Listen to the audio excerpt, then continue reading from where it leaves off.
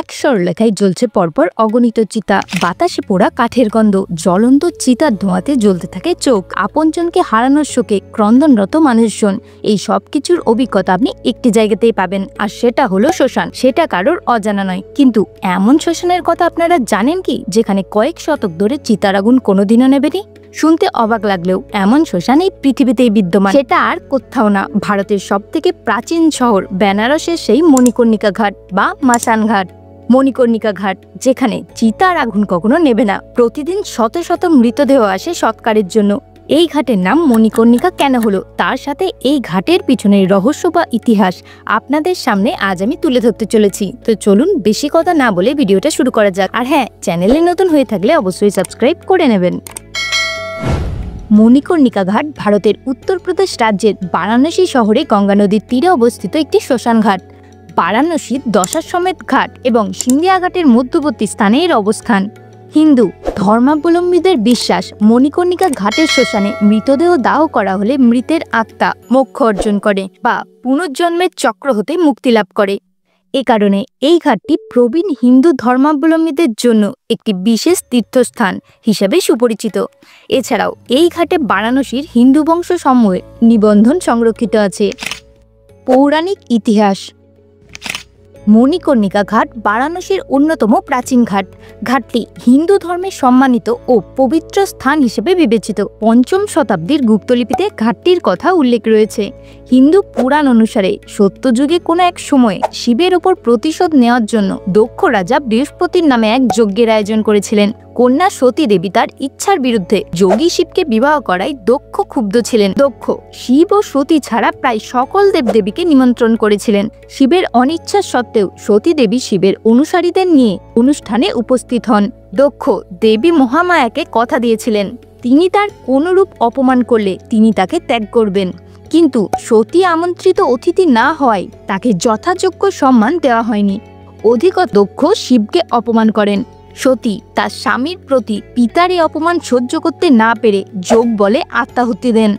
শোকাহত শিব রাগান্বিত হয়ে দক্ষর যজ্ঞ ভণ্ডুল করেন এবং সতীর মৃতদেহ কাঁধে নিয়ে বিশ্বব্যাপী প্রলয় নৃত্য শুরু করেন। অন্যান্য দেবতারা অনুরোধ করে এই নৃত্য থামান এবং বিষ্ণুদেব তার সুদর্শন চক্র দ্বারা সতীর মৃতদেহ ছেদন করেন।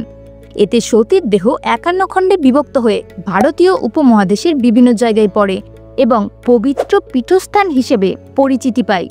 এই সব খণ্ডগুলিকে একত্রে 51 শক্তিপীঠ নামে ডাকা হয়। হিন্দু বিশ্বাস অনুসারে মণিকর্ণিকা ঘাটে সতীর কর্ণ ও কুণ্ডল পতিত হয়েছিল। হিন্দু ধর্ম মতে এই ঘাটে দেবী সতীর কর্ণকুন্তল বা কানের দুল পতিত হয়েছিল। সংস্কৃত ভাষায় কর্ণকুন্তলকে মণিকর্ণ বলা হয়। মণিকর্ণ শব্দ হতে এই ঘাটের নাম উদ্ভূত হয়েছে।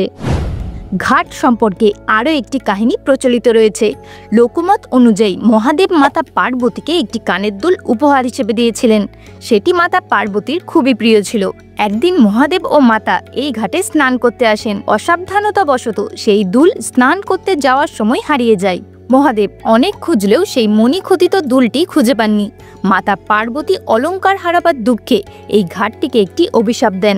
তিনি বলেন, এই ঘাট থেকে আমি ঘরে ফিরছি আমার প্রিয় জিনিসটিকে হারানোর দুঃখ নিয়ে, তাই কেউ এই ঘাট থেকে কোনোদিনও সুখকর স্মৃতি নিয়ে ফিরতে পারবে না। আর সেই থেকেই এই ঘাটের নাম হয়েছে মণিকর্ণিকা ঘাট।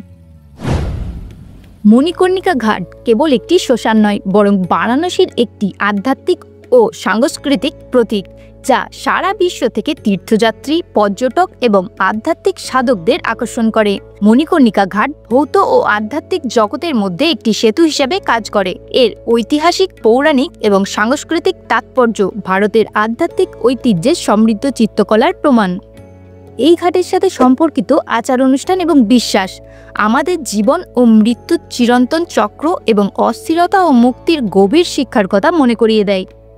দর্শনার্থী এবং ভক্তরা যখন মণিকর্ণিকা ঘাটের পরিবেশে নিজেদের ডুবিয়ে দেয়, তখন তাদের জীবনের ক্ষণস্থায়ী প্রকৃতি এবং আধ্যাত্মিক জাগরণের চিরন্তন অনুসন্ধানের কথা মনে করিয়ে দেওয়া হয়।